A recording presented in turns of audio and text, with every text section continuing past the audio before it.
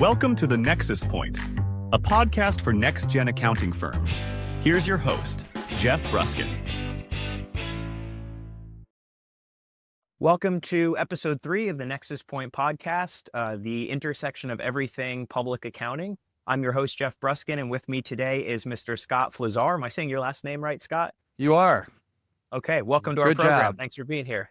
Yeah, thanks for having me. Really appreciate the opportunity and looking forward to this conversation. Absolutely, likewise. So Scott, as you know, this podcast and for our listenership, everything that we like to talk about here is kind of all of the different intersections of what's happening in the public accounting space. It could be platformization of the professional services model. It could be technology enablement. It could be workflow optimization. So with kind of those, sort of game-changing variables that are underlying the profession, AI, obviously, all of the things that CPAs and accounting firm owners are thinking about these days, maybe give us a little bit of your background. And if you want to kind of highlight any of the inflection points of your career and kind of what's brought you to this conversation today, that have to do with, those kind of paradigm shifting factors in the profession. Those would just be cool points to highlight along your journey. Sure. Sounds great, Jeff. And I get excited about talking about these kinds of things. And there is so much change and so much transformation going on with professional services and with, accounting firms and public accounting in general. So I love this topic. It's an important topic. I think it's a relevant topic. And for me, my entire background has been in this space. So, for close to 30 years now, I've been working at technology companies that serve, the public accounting space with software, technology, and content. So the first part of my career was at Thomson Reuters. For anyone listening in, if you're an UltraTax user or Practice CS or NetClient or Onvio, all those brands, I worked in that business unit at Thomson Reuters for over 2 decades. And I got my start in user services, which is support, customer service, and training. And that's where I kind of learned, a lot about the space and about how accounting firms operate and about how they rely upon technology to be more efficient, to better serve their clients. Then I moved into lead marketing at Thomson Reuters for about 5 years. Loved that job. It was a great opportunity for me to understand a little bit more about how we could spotlight our software and spotlight the ways that it made firms operate better and how we were differentiated against certain competition. Then I moved into product management, which is essentially working with our product development teams at Thomson Reuters, the teams that were working on the full suite of software for accounting firms, and helping them kind of with market intelligence. What's going on with profession trends, technology trends? What are our competitors doing? What are customers telling us? What our prospects are telling us? And using all of that information to better inform the product roadmap, and then also working with sales and marketing on how to best spotlight our solutions. And then I started running some smaller businesses for Thomson Reuters, and that's kind of how I cut my teeth as a general manager. Thomson Reuters has done quite a few acquisitions, and I started running some of the businesses that Thomson Reuters had acquired. And then most recently, I was CEO of SafeSend. And SafeSend is an automation platform for accounting firms that really helps firms collaborate with their clients all along the professional tax preparation engagement. So, transmittal engagement letters, collecting W-2s, 1099s, K-1s, and other source documents from the client with the Gather solution, and then delivery of the completed tax return and collecting e-signatures and helping clients with, where to pay taxing agencies. That platform, really 2 pieces of value proposition. One is it makes the staff in the accounting firm very efficient because it standardizes their practices and standardizes how they work with clients. So really automating lots of tasks that used to be more manual and paper driven. And the other piece is it provides a very high-end experience for the clients of the firm. So it elevates the firm's brand, by providing just a great, intuitive, easy to use and safe experience for clients. So I was there for 4.5 years. And that business most recently was acquired by Thomson Reuters. So that's a great new product line actually for Thomson Reuters now. But Great success story for you too, to be able to kind of guide that back into the Thomson family after your time there. I'm sure you were pivotal in that. yeah, certainly relationships like those help. And but my 4.5 years there, working at Thomson Reuters was an incredible experience, and I got to lead various different functions and do a variety of different things. And then I came to a much smaller business. I wouldn't call it a startup, but just beyond the startup phase, and really helped grow and scale this business and understand how, this piece of technology was very deep and sophisticated in what it could do, as opposed to what I was used to before, which was more of a broad product line. And, when you have a deep, sophisticated solution that's easy to use and really solves lots of pain points, that's unique. That becomes very unique and differentiated, and that allows SafeSend to grow very fast.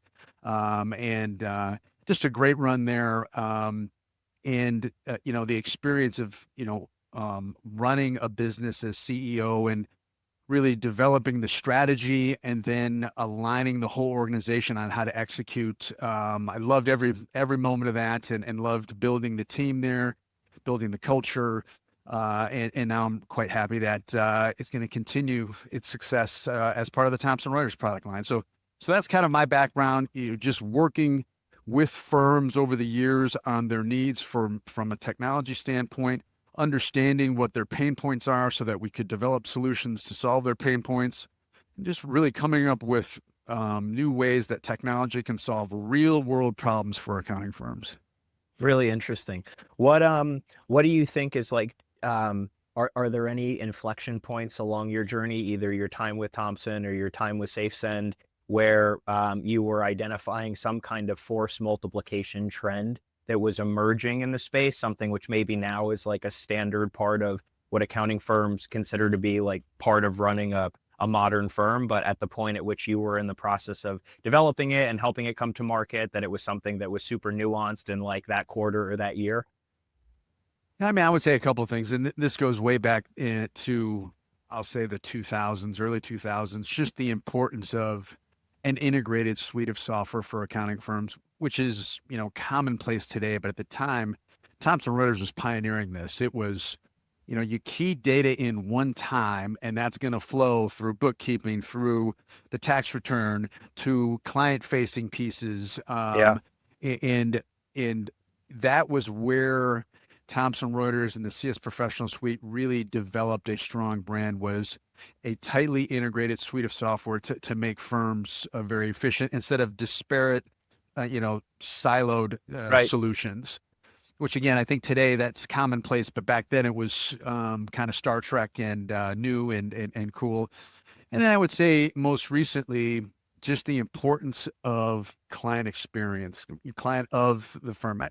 Also, employee experience in firms, but I'll focus more on client experience, where, today it is table stakes. You need to provide easy ways for clients of the firm to interact with the firm, to quickly communicate with the firm. And it's very important for firms to invest in solutions so that, that they have an experience for clients that's easy, that's intuitive, that's safe. And that becomes, basically the way they do business with their clients. And that certainly was paramount at SafeSend, and really kind of one of the key hallmarks of that platform was just a high-end experience. And, some of the best feedback we ever got from our customers was that, wow, I'm not getting these questions from my clients about, I forgot my username and password, or I don't know, I can't see this on my screen, or it's not working on my mobile device, and all of the different things that, No tech support. right. So firms didn't have to be tech support anymore. Right. And that's a really important part, I think, today of, running a progressive, modernized firm. Yeah. I want to double down on two kind of concepts that you gave. Both are CX, or customer experience related. One is the CX of, say, a technology company that supports accounting firms as far as the employee experience is concerned, because the employees are the customers, the seat holders, the license holders, right? And their experience obviously is pivotal to whether the owner, the stakeholder, is actually buying or staying with that solution or is shopping it. And then the other customer, the CX, is the end client, the client of the client, if you're a technology company, right? So maybe taking just more about actually the employee experience first, because I think that's a super interesting concept. So, me, I'm a professional services provider. I do M&A, I do recruiting, I do consulting for the CPA and accounting profession. I know a lot of other, service providers that, whether it's financial services firms that want to interact more heavily with accounting firms, or bankers or attorneys, that want bi-directional referrals and end-to-end service models they can offer their clients, whether they're doing this, Scott, through M&A or they're doing it through joint venture relationships, things like that. At the end of the day, I think professional services to and with accounting firms is quite akin to technology serving accounting firms, in the standpoint of kind of what the integration experience is like for the CPA firm.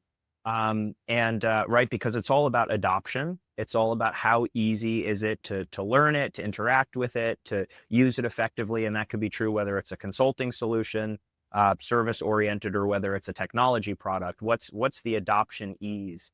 So maybe what are your opinions on that? Where do you see the profession going? Do you see a lot of barriers with adoption to the CPA profession and even other professional services firms? Yeah, great question. Really broad area. So I mean, I'll say the first thing I'll mention in this, I think will hit home with a lot of, practitioners, a lot of firms today, which is, right now, there's a talent war out there, and it's difficult to hire. It's difficult to find good people, difficult to keep good people. So if I'm running a firm today, I have to be thinking about employee experience, and I have to be thinking about making the job one where you're not doing a lot of manual, tedious work. You're not dealing with paper. Yeah. Well said. You have an experience where you can actually bring value, and you don't feel you're doing menial tasks. And a lot of firms today are still forcing their staff to do menial tasks.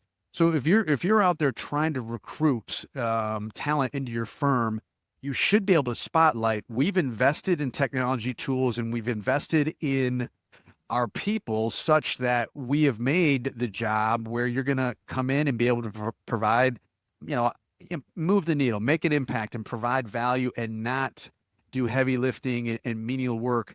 So that's very important to just the standpoint of attracting the best and brightest and retaining the best and brightest. And then the other piece I'll say is technology companies need to step up their game as well. Not only with there's quite a few systems out there with very dated interfaces that have been around for years, and I do think, Not to name names, right? yeah, right, not to name names, which we're not going to do, but the reality is the technology vendors that serve the accounting space, many of them have not invested in the employee experience, updated user interface and user experience. And I think the vendors that do are going to start really capturing more market share and being vendors of choice. And then the last thing I'll say on this is we've talked quite a bit about service mix for firms and where this is headed. So, I'll say traditional accounting firm that is serving business clients and individual clients, for decades or longer. It's been the tax return or the financial statement or the payroll report that's been the product. And, anyone that's watching the trends now, those are decreasing in value in terms of, what a client, expects from a firm. You're still going to have to do it. Those are table stakes, but it's decreasing in value. So you're going to need to be more full service. So that might mean adding wealth management. It might mean partnering with, a law firm and having, an easy way to offer legal services, estate planning. There's a whole litany of areas that, progressive firms are starting to move towards, so they become more of a one-stop shop for their clients. But what I'll say is, And in some of my research, there aren't any technology platforms that today are serving a firm that is offering a broad set of services beyond just the traditional accounting services. So that is a gap, I'll say. If I were starting an accounting firm today and I wanted to start offering, tax preparation, tax planning, business services, bookkeeping, et cetera, and wealth management, there isn't a CRM out there that I'm aware of that can serve all of the, that you can have your client in one time and then effectively offer all those services. A lot of the firms I talk to today say, here are my financial planning, wealth management tools that I use, and here's my traditional accounting, tax prep, bookkeeping. And when a client changes an address, I have to change it in 8 different places. And there's, the data's not talking. There's nothing happening there that makes it easy for the firm and that streamlines how a firm communicates with clients. So that's a whole bigger topic, I'll say. But the lack of technology tools, at least today, to support a firm that's moving more towards a broad set of services and a one-stop shop, they're not there, which obviously impacts employee experience. Such is fantastic. So I'm going to come back to the end client because I know I asked that question a second ago, and obviously their experience is the whole conversation at the end of the day. But I think you bring up such a good point. I've had a lot of conversations, Scott, in the last couple of months with technology providers about kind of the difference between application technology versus infrastructure technology, right? Application is essentially a component of what your technology stack is, whether it's a go-to-market facing technology product, it's a finance product, it's an operations or a delivery product, whereas infrastructure is a collection of applications that your firm can run on. And I think you bring up a really interesting point. What I'm hearing you say is that there's I know you mentioned CRM, which could be looked at as like an application that has to do with the client experience, both net new prospecting as well as existing client base, and therefore the services that are being offered or being anticipated to be offered, or what the needs analysis is, note-taking capture, all of that storage. It's really a CRM is kind of the front end of the client experience. It's not necessarily like a project management system or delivery pipeline or anything like that. But so I guess, do you see that similar gap, or are you kind of alluding to more of when it comes to that platform service model, more of the technology gap is kind of in that, front end application stage? I mean, I really think it's in both areas. I don't believe that I think the technology vendor community needs to better identify the direction professional services is moving and develop I'm going to say infrastructure tools and applications, both that are really going to have a completely different approach to how you build a solution for, I'm going to say, a full service professional services firm.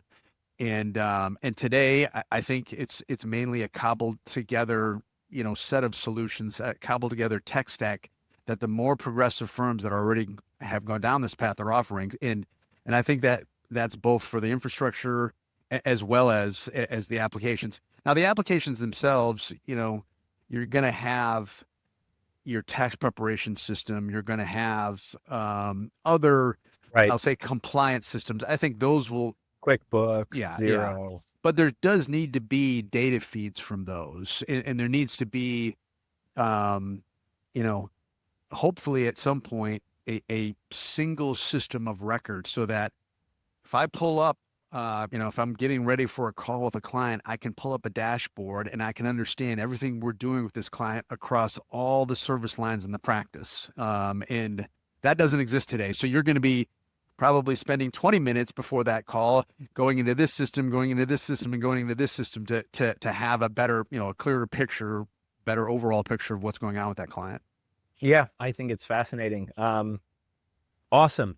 So moving right along to kind of the end client experience, how do you see, Scott, end client experiences affected either positively or negatively by some of the technologies that are on the market today? I mean, maybe maybe at least in like, if there's a company that you think's doing it really well, and I know you alluded to SafeSend, so maybe another company perhaps that you don't work for, or haven't, if something that's going really well, an example of that other technology companies or even service companies could use as an example of how the end client kind of benefits. And then if there's an example of something that you think is really antiquated and isn't working effectively, I'd love to hear that too.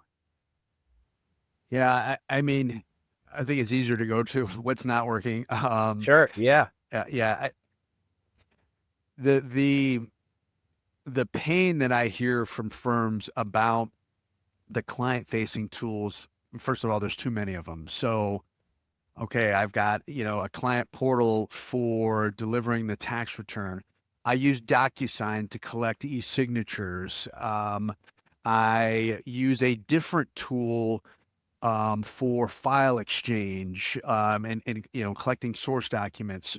That is the, I'll say, biggest pain point I hear from firms is there's so many different interfaces that they're forced to offer their clients, or they end up falling into this trap of that is what's going on. These are the things I'm offering my clients instead of a single source, which SafeSend is trying to solve for, and there's other vendors trying to solve for that as well. So that certainly is a pain point. And then the experience. So when a firm sends out, let's say, a completed tax return to their client for e-signature, we all know the DocuSign experience. Well, the DocuSign experience is you open it up, you click start, and then you zoom down to 3 or 4 different lines you need to e-sign. That's not how a client should be reviewing the return. There needs to be an overlay so that instead of a complex government form, there's more of a digest where it's, okay, Jeff, you're getting $1,000 back from the IRS. You owe the state this. Here's where you go to pay those, pay taxing agencies. Here's where your estimated payments are for next year and the due dates for those. So it's really one of the things I think accounting firms routinely fall on their face with is just terminology in how they communicate with clients about any of the compliance areas. So instead of speaking about government forms and using terminology that CPAs use, they should be determining how to make it simpler for clients to understand. Use I'll say easier language or more common day language. And the technology tools then need to also do that. So there's an overlay. Any client, in the tax return example, any client could, review the tax return line by line if they want, but I would say probably 80% of them are not going to. They're going to want the summary, and the summary is easy for them to digest and understand and move on. So the technology tools need to catch up with, creating an experience that is easier for a client to understand and is more intuitive versus, again, I'm picking on DocuSign, but there's lots of, other types of experiences like this. They can afford it. They're a behemoth. They can afford to take your criticism. Right. Where again, it's not a great way to actually review what you're signing. And in fact, you're signing it. So you should be interested in reviewing it. So as a matter of fact, they should be happy for the constructive criticism if there are any DocuSign product engineers who are watching this. So it sounds like, not to be redundant, the unification, centralization of the client, unification, centralization, and ease, GUI front end, interactability, intuitiveness. These are things which mobile friendly. Yeah, right. All part of, again, adoption, right? We go back to adoption being, for client adoption or employee adoption of the product or the service even being so critical. Obviously consumers are completely inundated with a million things on their plates. So, I'm going to pull up my tax return at 9:30 at night after I've just worked a 12-hour day and my kids have finally gone to bed, and my wife and I have connected about the lunches for the next day. And now I'm looking at my tax return. I'm going to spend probably 8 minutes just, begrudgingly signing it because I have no ability to, to handle that. And similarly, I'm an employee of an accounting firm or an insurance agency or a wealth management firm. And on top of everything else that I'm doing, I now have to learn another software. So I think that, it's actually interesting how aligned the two problem sets and therefore the opportunities are between them. Totally. Yeah, totally. And, it just, in my experience at SafeSend, again, two pieces of value proposition. We made life easier for the staff with that platform, and we made for a better experience for clients. And just because I feel this is the way practitioners think, I don't believe SafeSend ever got, and still doesn't today, the credit for the great client experience. I think we get lots of credit for, wow, this is great for our staff. It makes our staff, more efficient. But I don't think firms pay enough attention to how a great client experience can be a real differentiator for their firm, help their services be more sticky, and just have a better level of engagement with clients. Evangelize customers, get them to do more referrals. Say, I have a phenomenal experience with my accountant. What? How many people can say that? Exactly. Right? Exactly. Right.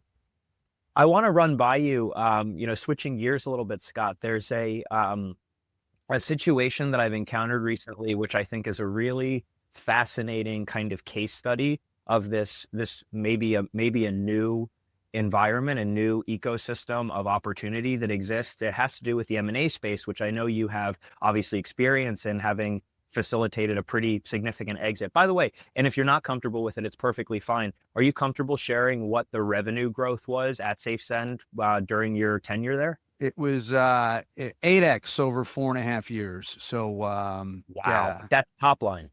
yeah, yep. Wow, phenomenal, amazing. Was bottom line close to that intense, or probably less so? A little less so, but the business, we were really funding the business. We were self-funded at that point, but we were really focused on top line growth and growing our teams and building out a team that could take advantage of the opportunity in the marketplace. It was rule of 40 performance every year. I think most people are going to understand what that is, which is to say very strong financial performance with a profitable business, but focus more on top line growth. Yeah, awesome. It makes perfect sense, especially in preparing for a liquidity event of real magnitude. So, and that's related to my question. So I have a CPA firm that I'm in conversation with right now. They're 8 figures in revenue. I'll say more than 20 million and less than 80 million in revenue. They're in the higher 7 figures of EBITDA. It's a full service CPA firm, offices in different parts of the US. And I had a call with their managing partner, just kind of a networking call, and sparks were flying. And, he was kind of sharing what they've been able to do. They've done some really interesting things with the platformization aspect. And he said, I want to show you, this technology that we've developed. And they've homegrown a technology product, which I would say unquestionably is an infrastructure product, meaning that it's a kind of sandbox that they're, multiple departments of their company, not only delivery departments, call it tax and accounting, but also IT and HR and, corporate finance are able to live within this kind of macro sandbox and get all kinds of insights cross-departmentally. Really an interesting tool. Not only do they run on this software, this infrastructure, if you will, that they've homegrown, Scott, but they also have customers of this tool, both CPA firms and, interestingly, PE firms as well. Wow. So, as we're talking and kind of I'm connecting with the opportunity in the space, it's dawning on me that in the event this gentleman and his executive committee decide that they are interested in a liquidity event, this quite likely is not going to be valued like a CPA firm would be valued. It's quite likely going to be valued as kind of a technology company that's masquerading as a CPA firm, fundamentally because not only do they have their own, not only are they running on this, but they have customers, they have a go-to market, they have the beginning of maybe an even more interesting penetration strategy for the professional services industry because they're the use case. I mean, what a fascinating networking, catapult into the GTM, right? So anyway, a company like that, let's say maybe it's like just to use super broad brush, right? Like a 6 to 15 times adjusted EBITDA multiple that most, professional services, firms of ample size can expect in the open market. Quite likely they're going to be talking 20 to 25. Pretty interesting. Basic could be double, right?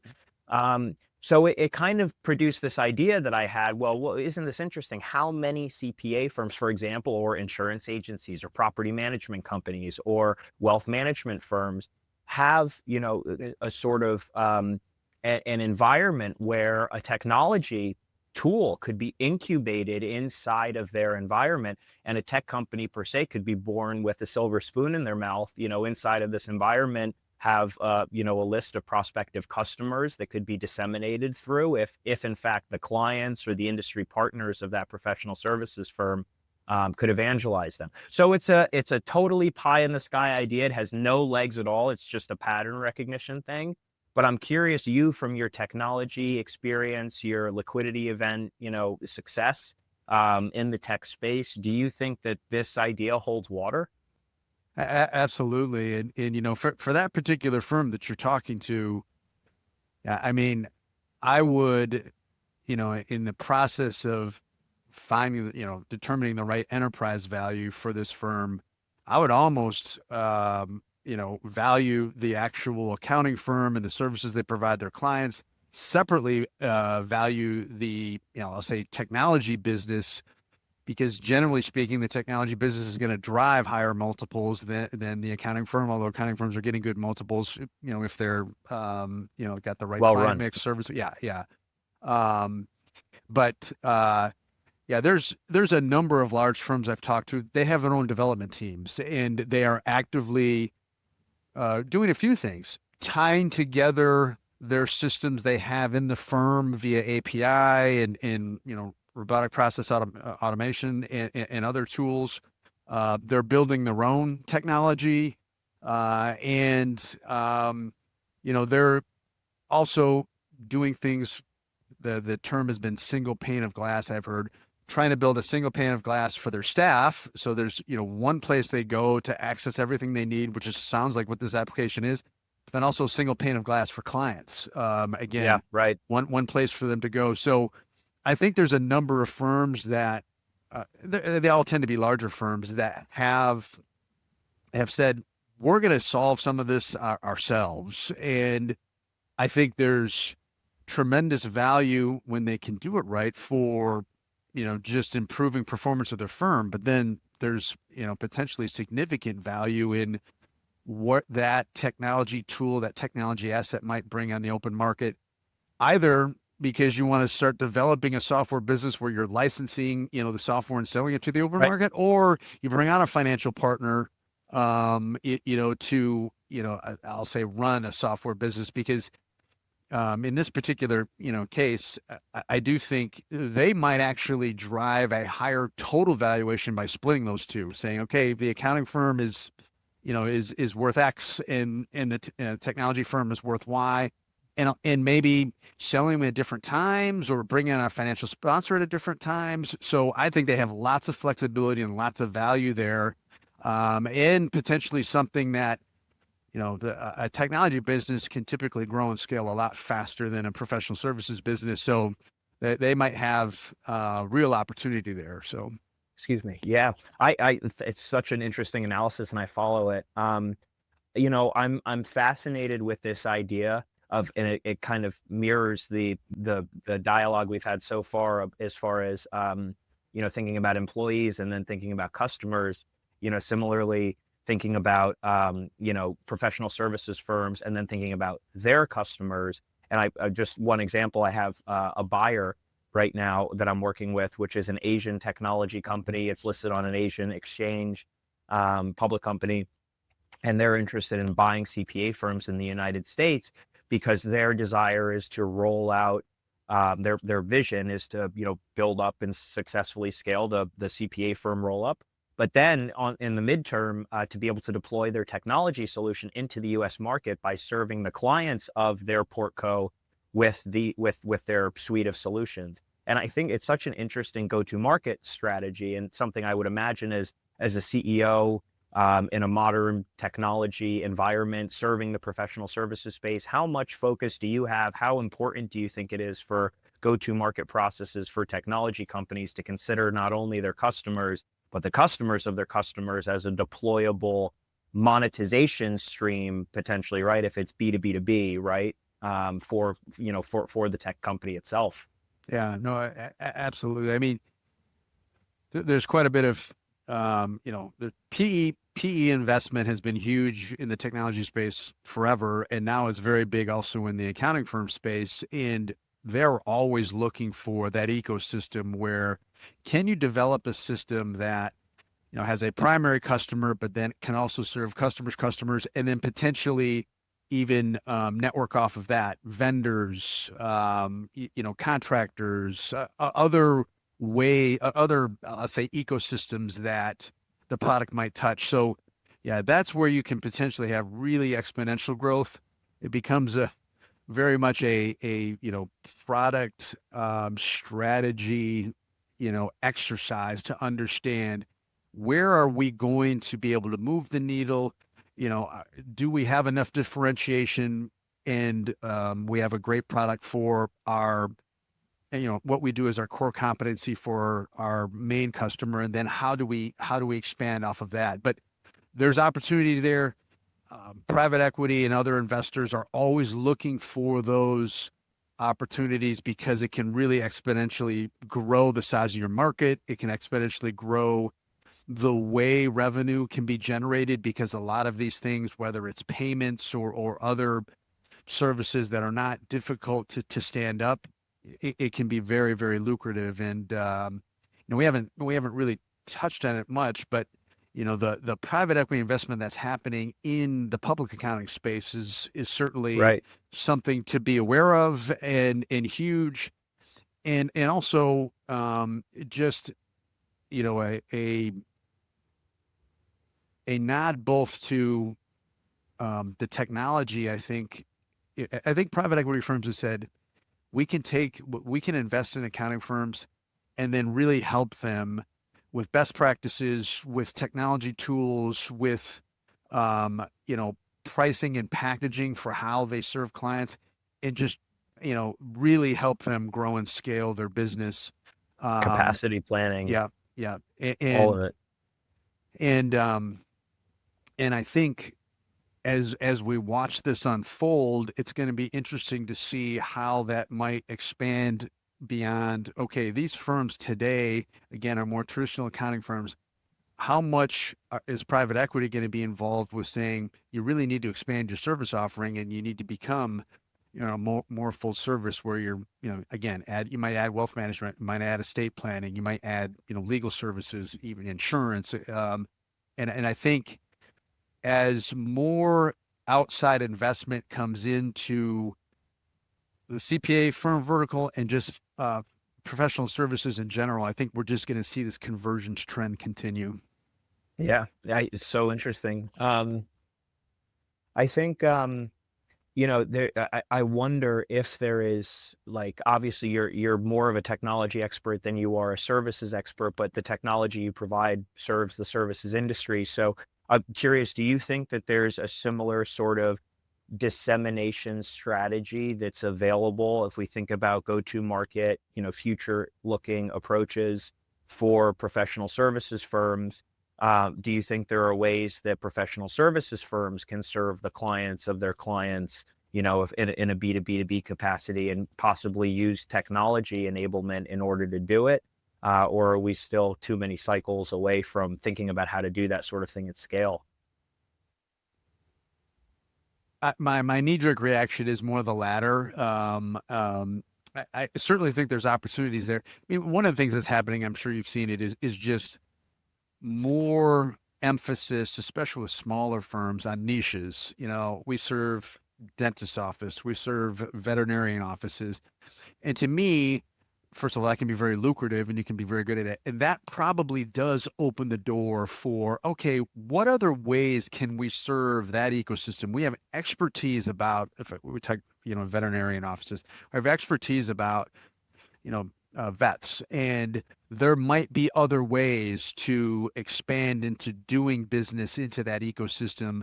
I haven't really necessarily seen that unfold yet. It might be happening, but I would say that firms that are developing these niche practices and really developing great expertise in certain, spaces, certain industries, verticals, that's where I think there would be opportunity for serving the customer and expanding that way. And now that you mention it, that's probably a pretty interesting thing to keep tabs on. Yeah, I agree totally. I've thought of it before, but it's great to touch on it. And I haven't seen anything to that effect either, but it seems more intuitive than what I said, which is a little more esoteric, at least for now. We've talked a lot in this conversation, Scott, about kind of the front office and the middle office. We haven't talked too much about the back office. And so maybe just as we start to move towards wrapping up today, any observations from where you're sitting, kind of, technology observance, evaluating possible roles, where you see the industry going, tech serving professional services, capacity planning enhancements, whether it's AI tax preparation or AI bookkeeping or AI audit, or anything, kind of assisting, augmenting the delivery side, the actual work side, the compliance side, the supportive side of advisory work. Where do you see the technology trends moving in that regard? Yeah, I would actually think about this a little bit more broadly than technology. I mean, I think there's certainly been quite a bit of activity with firms using offshore resources to actually do the work. Can't talk about capacity without offshore. Right. You can't. Right, exactly. And you mentioned before the firm that you've been talking to, they have multiple locations. Well, I've seen now more and more firms talk about, we're going to be meeting clients in multiple locations, but we're going to, centralize into one office where we're getting all the work done, where all the admin happens, where, client communications, digital client communications, originate from. Yeah. So yeah, I think those kinds of things will keep happening, which is firms really thinking about how, for the back office, do we really operationalize what we do? Because I think more important, that the professional on the front end is going to need to invest more in client relationships, being a trusted advisor. And that means this, getting the actual work done is going to need to be more efficient. And that could be offshore resources. It could be, centralizing, how work gets done, and, not having, pockets of, preparers in various places, but you're going to, standardize in kind of one area.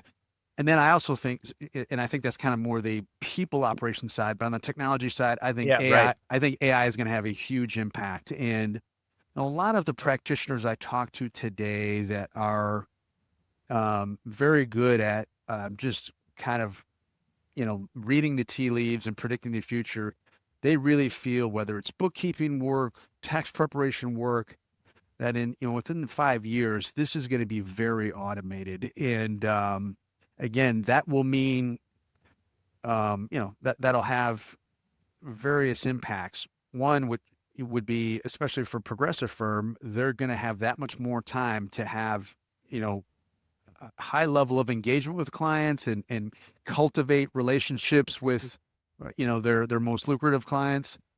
But then also for firms that don't, see, read the tea leaves and are, behind the times, they're going to get left behind. Because at this point, I think firms have to realize that, again, the compliance work, that's low value, that's going to be automated. And that means what I'm providing the client has to be well beyond compliance work. I've got to be that trusted advisor. I have to think about multiple types of service offerings. Right. And those are the firms that are going to have, it's going to be very lucrative for them. I see a lot of firms serving fewer clients, but having a much higher level of engagement, providing more value, and just having, bigger ticket clients that, they're having a big impact and driving great value to the client. And, that means they can serve fewer clients and, have better work-life balance and have really the types of practices that are going to offer them great lifestyles. Do you think there's a place for more volume-rich practices as well in kind of this brave new world? Boy, that is an interesting question, Jeff, because I've had this conversation with a few people, and there's two camps. One is like, no, this work is going away, and it's going to be really hard to play the volume game. I tend to believe no. I think there will be a type of practice out there that will really be very efficient with how they kind of handle high volume, low complexity clients, and I think they can potentially, have a great business as well. But that would be the riskier side, I think. What will happen with technology, and will that type of practice be able to thrive in the future? Kind of an open question. I don't know. One mode of thought is that kind of practice empowered by technology can be, instead of maybe 60% automated or 70% automated, like the firm that serves higher value clients, maybe it can be 95% automated. Right. And if that's the case, the fear is 100, right? Because if it's 100% automated, then, maybe the client goes to the IRS directly and gets, and then those people are out of business, right? The providers. Exactly. Yeah. Yeah. Well, fascinating. This has been a great topic. Any kind of closing thoughts or questions or comments for our audience, Scott? No, I would just say this was great. Appreciate the opportunity. This is an exciting time for the profession, and I think we're going to see continued evolution with the technology, and I think the days of grinding out 90-hour weeks behind closed doors with stacks of paper hopefully are well behind us, and it'll be end. Yeah, it'll be a more prosperous and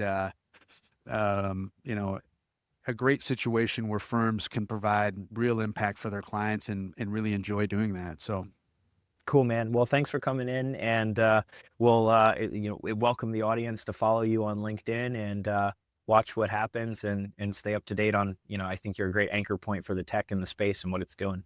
So thanks again. Thank you. All right. Have a good one. Thanks for listening to The Nexus Point, a podcast for next-gen accounting firms. If you enjoyed this episode, don't forget to subscribe and share this podcast with your friends. See you on the next one.